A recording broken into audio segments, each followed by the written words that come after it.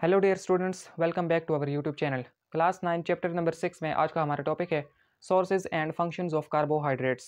मतलब हमारे जिस्म में जो कार्बोहाइड्रेट्स की रिक्वायरमेंट्स हैं, कौन कौन सी सोर्सेज हैं जहाँ से हमें कार्बोहाइड्रेट्स मिलती है, और साथ ही साथ उनका हमारे जिस्म में कौन कौन से फंक्शंस हैं, तो उनको डिस्कस करते हैं। तो ये छोटा सा पैराग्राफ है, आप बुक से ही देख लें। Sources and functions of carbohydrates.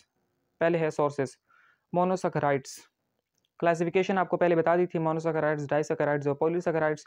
तो मोनोसैकराइड्स कहाँ से मिलती हैं जी? मोनोसैकराइड्स की पहले एग्जांपल दी गई हैं, glucose, fructose and galactose are found in fruits. Fruits के अंदर ये सारी की सारी पाई जाती हैं। और ये भी आपको बताया था कि मोनोसैकराइड्स क्या हैं? इंस्टेंट सोर्स ऑफ एनर्जी हैं। इसीलिए जब आप, अगर आपका पेट खाली भी है और आप फ्रूट्स खाते हो तो आपको फ़ौरन एनर्जी मिलती है। फ़ौरन आपका पेट अगरचे खाली है लेकिन आपको आपकी तवानाई बाहर लेती है फ्रूट्स के ज़रिए। क्यों मिलती है? क्योंकि उनके अंदर मोनोसैकराइड्स होती हैं और मोनोसैकराइड्स फ़ौरन जिस्म के अंदर जैसे डाइजेस्ट होती हैं तो आपको एनर्जी मिलना शुरू हो जाती है। इसके अलावा वेजिटेबल्स में भी हैं, सब्जियों में हनी एंड सीरियल्स, जो आप दालें, मुख्तलिफ़ किस्म की दालें इस्तेमाल करते हो, लोबिया वगैरह, तो इन सब में क्या होती हैं? मोनोसैकराइड्स होती हैं। इसके अलावा डाइसैकराइड्स हैं। Saccharose is found in sugar beet, sugar cane and fruits.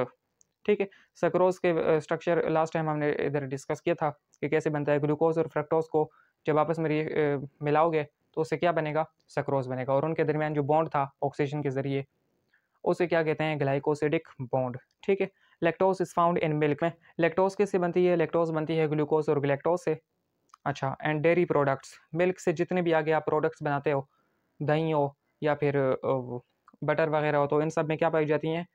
Lactose पाई जाती हैं। Maltose is found in cereals, दालों वगैरह में माल्टोज भी होती है। अच्छा। माल्टोज बनती है ग्लूकोज से। दो ग्लूकोज मॉलिक्यूल्स मिलकर क्या बनाते हैं? माल्टोज।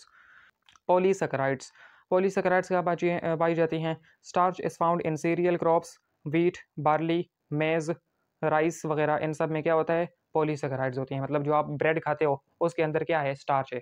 स्टार्च कौन सा कार्बोहाइड्रेट है? पॉलीसैकराइड। और पॉलीसैकराइड्स हैं तो इस वजह से वो क्या हैं? टेस्टलेस हैं और इनसॉल्युबल हैं वाटर में, हल नहीं होती।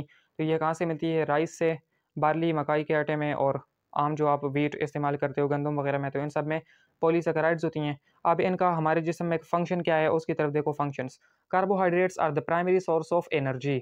हमारे जिस्म को एनर्जी कौन देता है? कार्बोहाइड्रेट से मिलती हैं। Glucose is used by cells to produce energy through cellular respiration. Cellular respiration के प्रोसेस में ग्लूकोज की ब्रेकडाउन होती है और उसके ज़रिए से एनर्जी रिलीज होती है in the form of ATP. आगे है dietary fibre. Dietary fibre contain undigestible carbohydrates, ऐसे कार्बोहाइड्रेट्स जो हमारे जिस्म में डाइजेस्ट तो नहीं होती।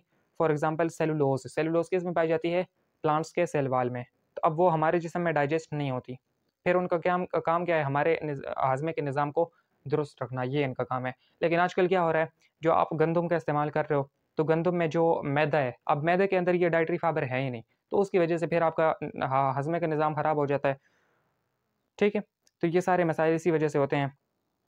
It helps for the proper bowel movement. Movement से मुराद जो आपकी स्मॉल इंटेस्टाइन और लार्ज इंटेस्टाइन ऐसे कॉन्ट्रैक्ट हो रही है, फिर रिलैक्स हो रही है, तो ये सारी बाउल मूवमेंट्स हैं जिसके नतीजे में खुराक हज़म होती है, तो ये प्रॉपर तरीके से काम नहीं कर पाती डाइटरी फाइबर ना होने की वजह से। अगर डाइटरी फाइबर हों तो फिर तो करती हैं, ज़ाहिर है।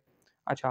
पेंटोसिस, पेंटोसिस क्या है? Ribose and deoxyribose are the essential components parts of nucleic acids. आपको बताया था डीएनए और आरएनए। डीएनए में क्या होता है? डीऑक्सीराइबोज, और आरएनए में राइबोज होता है। तो ये इसके एसेंशियल पार्ट्स हैं। अच्छा। Plants convert their monosaccharides to disaccharides like sucrose to transport monosaccharides between body parts. तो ये प्लांट्स के अंदर इसका फंक्शन आ गया। Cellulose is the most abundant carbohydrate in nature. MCQs में पूछे जा सकता है कि क्यों? क्योंकि ये प्लांट्स के सेल वाल में पाया जाता है, प्लांट्स के हर सेल में पाया जाता है। तो अब प्लांट्स तो हमारे पूरे अर्थ पे फैले हुए हैं, तो इसका मतलब सेलुलोज भी सबसे ज़्यादा अबंडेंट कार्बोहाइड्रेट है। It provide support to plant cells and ultimate to the whole plant, ultimately to the whole plant. Cellulose सख्त किस्म का होता है, सेल वाल बनाता है, तो वो सेल वाल क्या करता है कि प्लांट का जो तना है उसे सपोर्ट प्रोवाइड करता है। तो ये इनके फंक्शन से थोड़े से छोटे से टॉपिक था, इतना ही। फिर अगले लेक्चर में हम प्रोटीन्स को डिस्कस करेंगे। आज के लिए इतना ही। Thank you very much for watching our video. अल्लाह हाफिज़।